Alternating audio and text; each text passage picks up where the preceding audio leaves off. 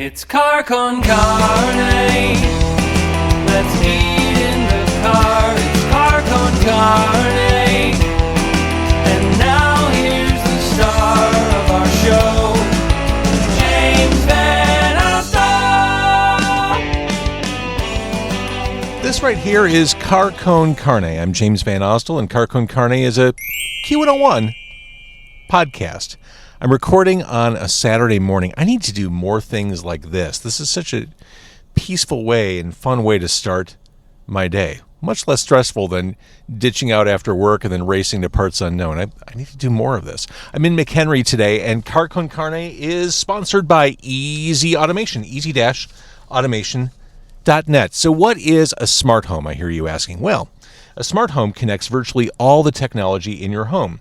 With an Easy Automation installed smart home system, you and your family can control nearly every device and system in the house in ways that are easy and fun to use. It'll change the way you live. Transform your living space with cutting-edge home automation. Experience seamless control over everything: audio, video, lighting, climate, security, and more. Embrace the future of smart living. It's your home, your rules. Get a quote by visiting easy-automation.net or call my guy Dan. My guy Dan can be called directly at 630-730-3728. Car Con Carne is also sponsored by Ravinia. Ravinia season is now. When you think about outdoor shows, live music outside under the stars, Ravinia is the first thing that comes to mind. No place better to see outdoor music with friends, family, interesting passersby. If you want to go to Ravinia this summer and go often, I think the way to do it is take Metra. If you take Metra's UP North Line, just show your conductor your same-day concert ticket, and you ride for free. Take the pressure off. I mean, Metra takes you right there to the door of Ravinia. Ravinia.org to check out the schedule. Ravinia.org to buy tickets. I watched some of your podcasts, and I thought, can we say anything we want? Yeah. Okay, good. So I'm like, this is not on. Yeah, we're not on the radio. We're not on the radio. Fuck it. Yeah, we're adults. We can speak like adults speak. That's fine. Okay. And I guess we're starting. I guess this... Here we go. Well, we're slow roll. Once the fuck it comes in, that's my cue to begin. Car Con Carne recording in McHenry outside El Vado at 929 Front Street. It is a block away from Siren Records, where I've recorded a few episodes. To my right, if you're watching this on Facebook or YouTube, it is Karen Shook. She is a singer-songwriter, someone who I felt the need to feed today. I felt the need to buy tacos for because I heard your song Broken Hungry, and I just felt I'm always hungry. Thank you. I just felt like this would be the right thing to do. This would be my community helping. I appreciate that. Yes. All right. So Karen Shook is here. Musically, I mean, the tricky thing about a podcast is we can't play music, so people just have to take my word for it and listen. But musically, I hear Americana, I hear country, I hear soul, I hear blues.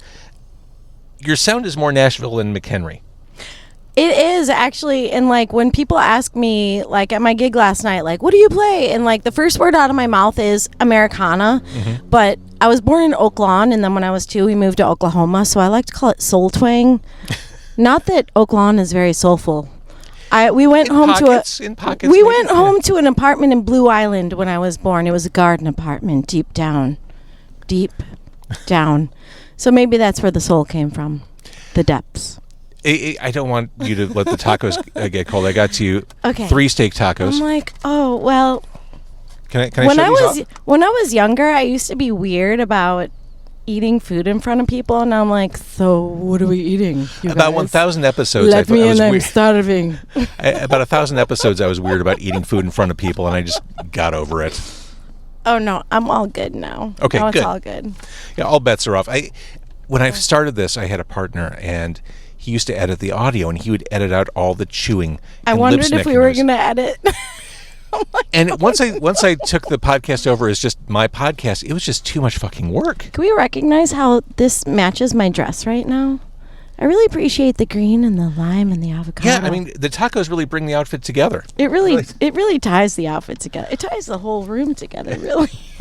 Well played. So you mentioned at your gig last night, it seems like you're never, forgive the double negative, you're never not doing a gig, to the point where how are you even doing this right now? I feel like you're always playing somewhere. I have, well, Yeah. Who's calling? That is Sean Mulroney, owner of the Double Door, who I haven't talked to for a while. I'll have to call Well, him my back. second ex-husband's name is Sean. Oh, different Sean. All right, Sean, I got to get back to you. Miss you. I went with Sean to the Hives. You want to a talk few while I months eat tacos? ago. No. It'll sound weird on the podcast. Miss you, Sean.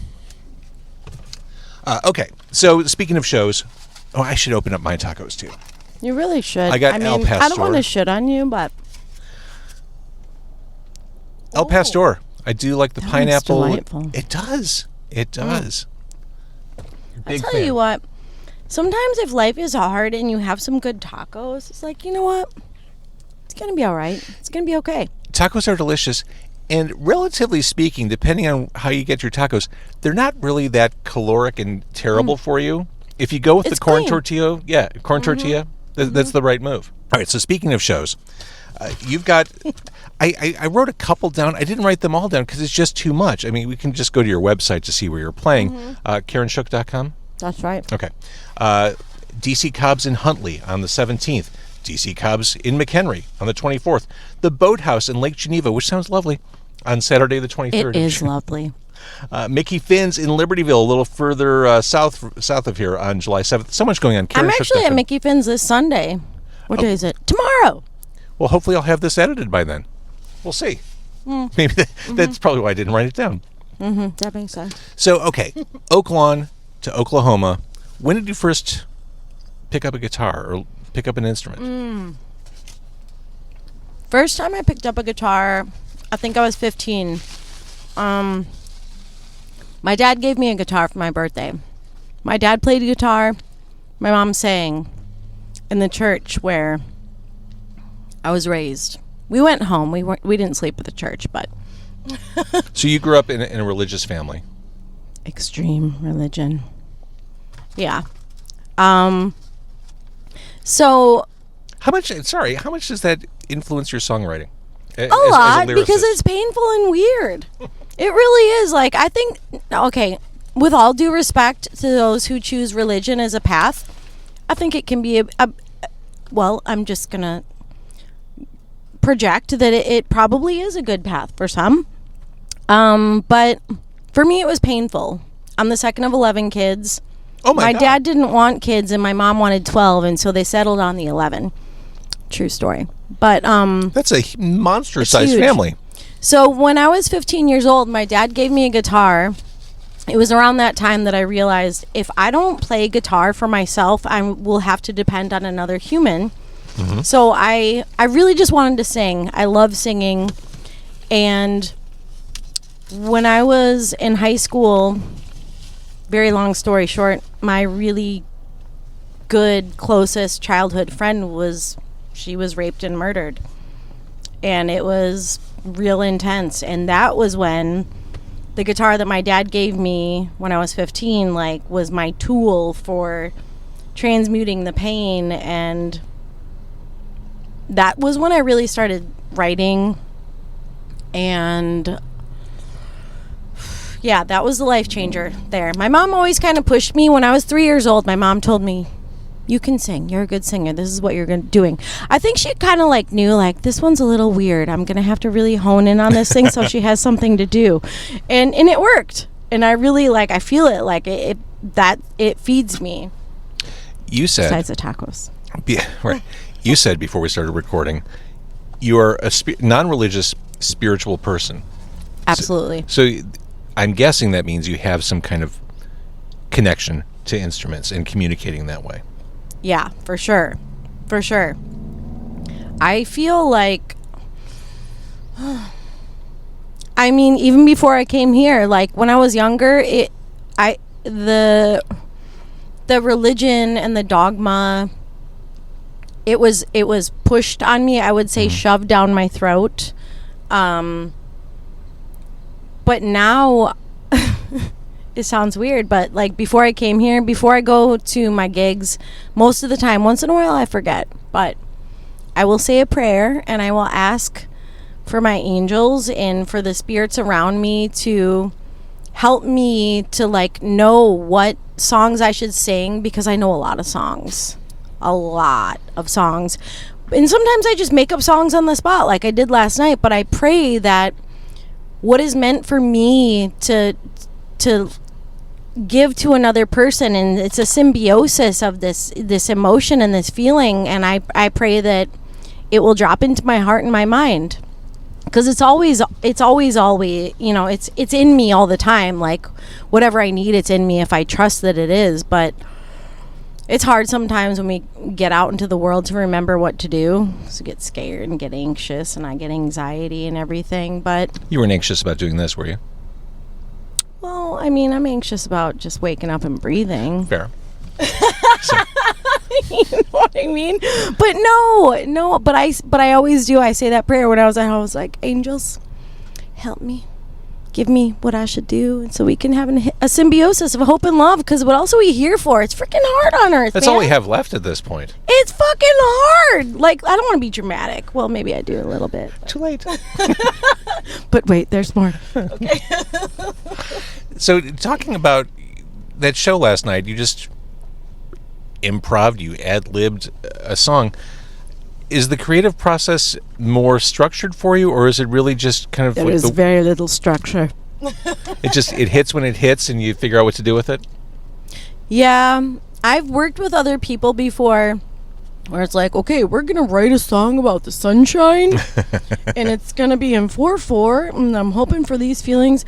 And that's cool. I think we can do that. Like, I've read about other songwriters who are like, feel like you have to like yank the song out of the ethers. But for me, I write every day. I journal. Like, I write pretty much every day, a lot. And a lot of times I'll go back and read what I wrote, and there's a continuing theme of I wrote a song called Dopamine, and for a while I kept writing this line. I kept writing it, and then one day it was like, pew, and then here's the melody. So it's kind of like magic. It does feel like magic. The creative process can feel like magic. Agreed.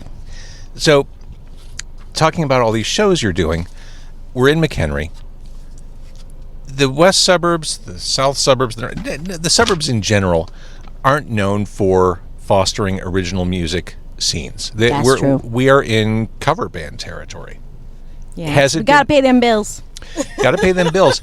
Is it harder to break through as your own artist? Fuck yeah, it is. But you know what? I feel like, okay, like last night I had not a lot of people, but there were a lot of people there. But when I say not a lot of people, there were 2 tables who were like shouting out, "Play your originals," because like they know me, and I'm like, oh, it makes me feel so good. Mm-hmm. And then I played a couple of my songs in a row, and the other people are like, that I got more response from my own songs, and I know it's because like I feel that shit, you know, like that's the core. And I would say that's the pain, but it's like, I think we all have pain. I think we just want to like work through it. I think that's what we're here for, among other things, like tacos. The tacos are kind of delicious. My friend James, who lives out here, James Cantrell, when I learned that our original destination wasn't going to work, I'm like, where should we go that's cheap and awesome? And he said, El Vado. Oh, see, I never knew about El Vado. I'm going to come here tomorrow in the morning. It's kind of great. It's super cheap. Check out this monster-sized horchata. And look at this. Is that a fish or a shrimp? It's a shrimp. He looks very happy. It's a crustacean of some type. It is. Is it a lobster? Maybe. I would never have a lobster taco. It looks joyful. Yeah, it does. I wouldn't have a lobster taco anywhere but somewhere coastal. Like McHenry would not be the place I'd go for a lobster taco. Back to your music. The most recent singles, If I Were Perfect, I'd Be Dead. I love the woo-woo-woos, the background vocals on that. Thank you. Delightful. And those clean guitar sounds, too. My second ex-husband. Oh, really? Yeah. Well, he did a good job. He did. He did a really good job. I wouldn't say that it's okay to drown your sorrow. I'll never know just where to go until I've been. That's a great line. Thank you. It was a rough day. But that is great. I'll never know just where to go until I've been. We all think that. I love that. The one, To Break Me, going back to that bluesy and soulfulness that stands out. And then there's the full Mood Swings Part 17. We joined Mood Swings in Progress with part 17. I'm guessing that Mama Needs Some Strange is a song of empowerment? It was. Sometimes After the second ex-husband. It was figurative. My own mother was very sad when she heard that song. Moms don't want to hear that stuff, no. They just don't. Sons don't either, just for the record. No. I have 3 sons, and they also didn't enjoy that number. Sorry, boys. Yeah, you're an adult. Gotta pay these bills. Yep. And the mission statement, I'm here, I'm awkward. I live the best life I choose. I love the way the harmonica punctuates that one, too. Oh, my That's God. a cool song. That guy, wow. That guy just goes by Phil Harmonica. That's cute. So good. It's hard to catch him vertical a lot, but I got him that night. Love it. So we can stream Mood Swings Part 17 in all the streaming places. Beyond performance, beyond songwriting, you teach music. Have taught music. I have taught music, and I do. If people ask me, I've taught at Old Town School of Folk Music. I did Wiggle Worms classes actually last night. I played the ABCs and Twinkle Twinkle Little Star because I get the vibes. Those are surefire hits. I'm not joking. The drunk people love it. The 2-year-olds are like, "Hey, what's up? That's my jam." And I'm like, because really, "I'm drunk here for you." people behave like small children. Exactly. So, yeah. Know your audience. I try to. Well, thinking in terms of being a teacher, what was the best lesson you ever took away as you were coming up, or as you continue to come up? I think it's about purity and openness. I think it's about when I am with a student, which honestly at this point, it's rare that I teach. I think the last time I taught, I was teaching vocal lessons to a man who looks like Santa Claus, and he's a wonderful human. He comes out to my gigs and he sings karaoke because that's what makes him feel good, and he wanted to be a better singer. So the one thing that he keeps telling me when I see him out is, "You taught me how to breathe." It's weird because on Earth, like, we all breathe. Like, we have to breathe to stay alive, right? But that is the thing. Like, a guy asked me last night, how do you sing for 3 hours and not lose your voice? And, like, it's like you're belting, but it's not that loud. And I'm like, it's just about breathing. Can we take a breath, James, together? Sure. Can we breathe in our nose? Imagine that your belly is like a balloon and it's getting really big. So we're gonna breathe in the nose. I live that. I don't need to imagine that.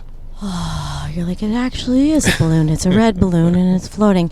Anyway, that's what I would tell Chuck, the guy that I was teaching the vocal lessons to, and every time I see him, he's like, "That breathing shit." And I'm like, that's what it's about.